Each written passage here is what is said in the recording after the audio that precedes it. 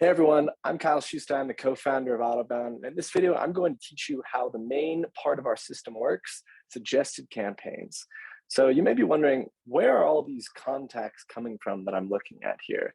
Well, the way this works is when you first set up Autobound, you likely imported contacts, either through a CSV file or actually through connecting Salesforce. Now, this isn't the only way to leverage Autobound, but it is the only way to actually receive a suggested feed of campaigns. More on that in a bit to come.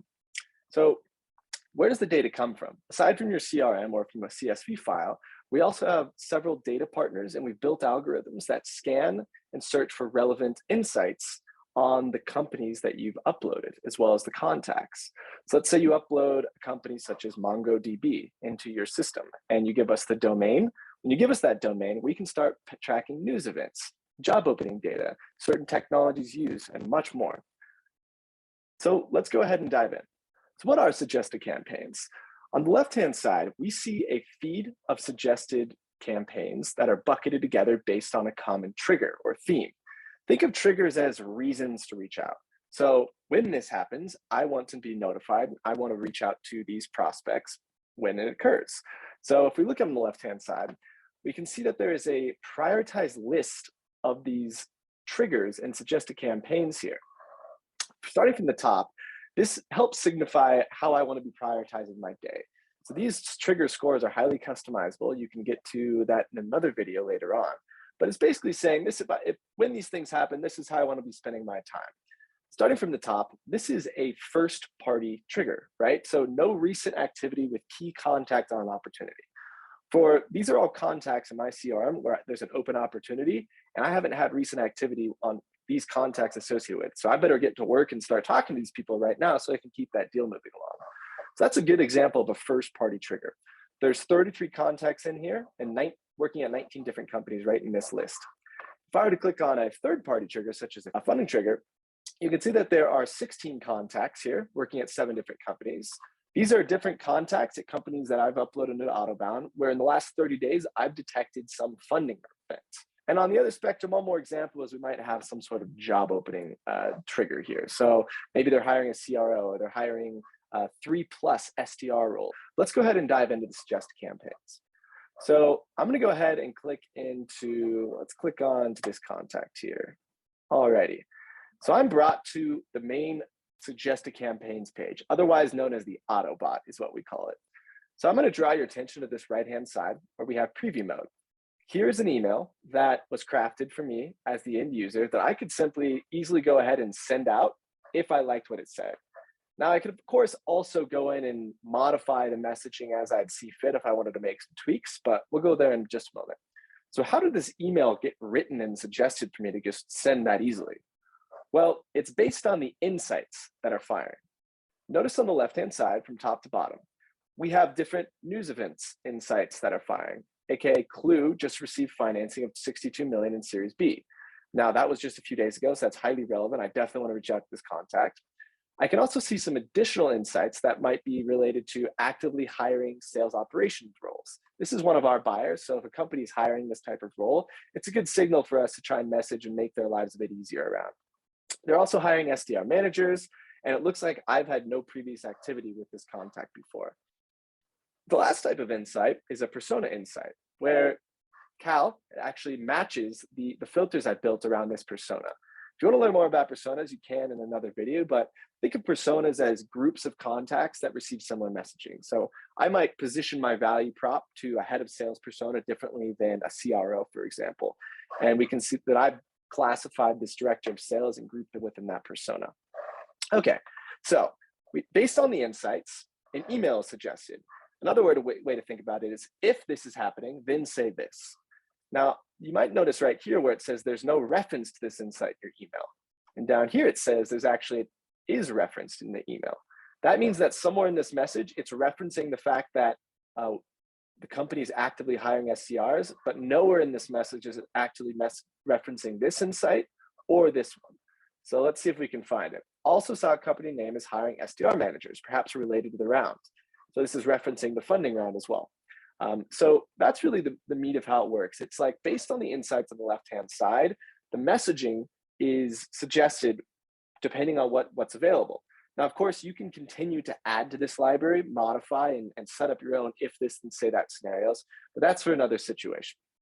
Okay, cool. So you've got the main approach of Autobound now is I get this email suggested, I've got a bunch of rich insights. Now, what do I do with this email? Well, there's a lot of different ways you can actually leverage this. You may have actually noticed that when you're clicking into the emails, there are different sections here. We've pretty much productized the sales email where we think the best sales email for an opener touch point is the subject line, your greeting, your opener, your pitch, your call to action, your sign off. And each of these can have different sorts of permutations that we can use to maybe test different flavors. And you'll notice on the left-hand side, this is changing as I decide to use different types of messaging that may or may not be referencing these things. Now, if you want to get a fuller view here, I can click these scissors. Here's all of the eligible opener snippets that I could potentially insert into this campaign that would still work to send to Kale. Awesome. So once I get a message that I think is really good, then I'm going to go ahead and send it out or leverage it. Now, you can do so directly within the web application by clicking send email if you have your Gmail connected. You could also copy the content by clicking this. This copies the body of the email, and I can paste that wherever. You can also copy the subject line up here. But for the purpose of this demo, I'm going to show you a slightly different approach. Let's pull up the Autobound extension. Awesome. So now Autobound has this nice little sales assistant on the right-hand side. Everything that I just showed you here also is going to exist in this more condensed format. The reason we want to do this is because it's a lot easier to do your research in this main web tab and just kind of leverage Autobound on the side to get those extra insights and extra content. So let me go through and walk you through that workflow right now.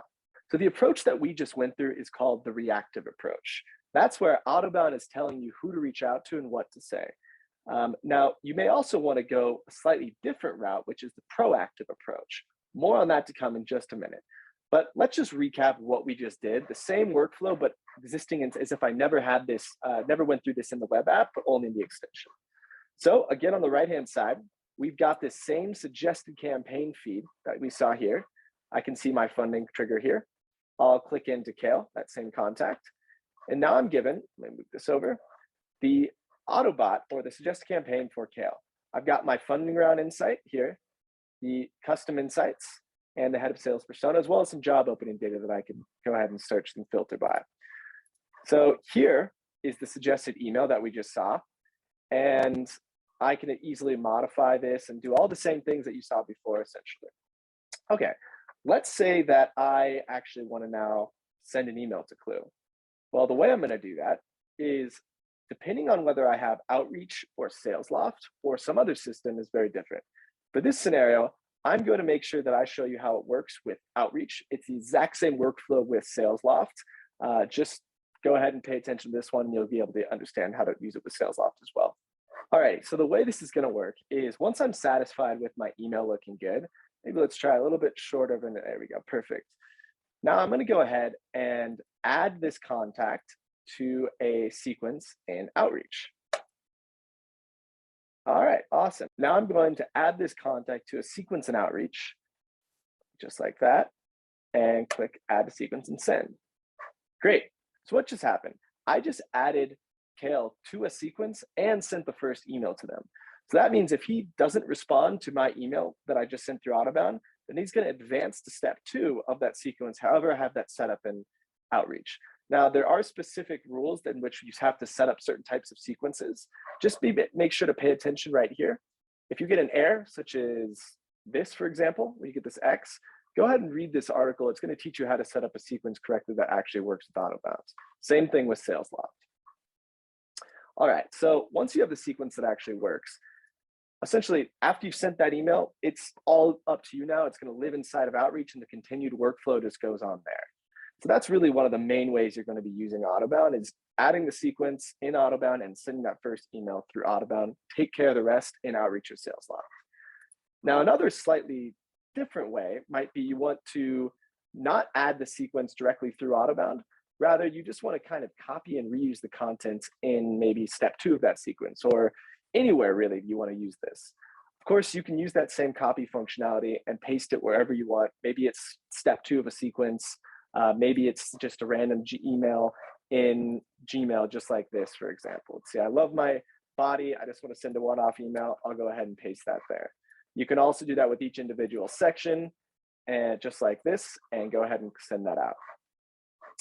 Once I've done that, if I send the email through another system, not directly through Autobound, by either adding to a sequence or cadence in SalesLoft, or sending directly through Autobound here, just the one-off email, I need to mark this as done. Why? Because that gets rid of this contact from my suggested campaigns feed. So you'll notice here that Basil Sensei right here, if I want to copy this content, paste it in another system, I'm going to click mark as done. And now that advances and gets rid of Basil from my suggestion feed. You'll see that he's no longer on this section here. Now, the last way you can use Autobound is what we call the proactive approach. You can use this on multiple different systems. For this sake, I'm going to go ahead and do an outreach. Let's propose I already know who I want to reach out to. So I pull up this contact, Charles Fisher, in Outreach or SalesLoft or Salesforce or LinkedIn. When I do that, the Autobound extension is going to search its database and try and find relevant information on Charles. So we can see here that I have a funding round information, various insights. It looks like they're using Salesforce technology, they're hiring certain roles, match my persona head of sales, and as well the content here. I can choose to use this the exact same way I've done before. I can go ahead and copy it, put it in a sequence, or send it out directly through Gmail. And lastly, if you don't like what's suggested here and you want to get rid of the campaign in the feed, you can always reject it. This removes the contact from being suggested for 30 days. Or you can do some more permanent solutions, such as deleting the contact or disabling them for receiving campaigns forever, or even disabling the full company. That's really the bulk of using Autobound. So let me know if you have any questions, of course, and look forward to seeing those campaigns fly.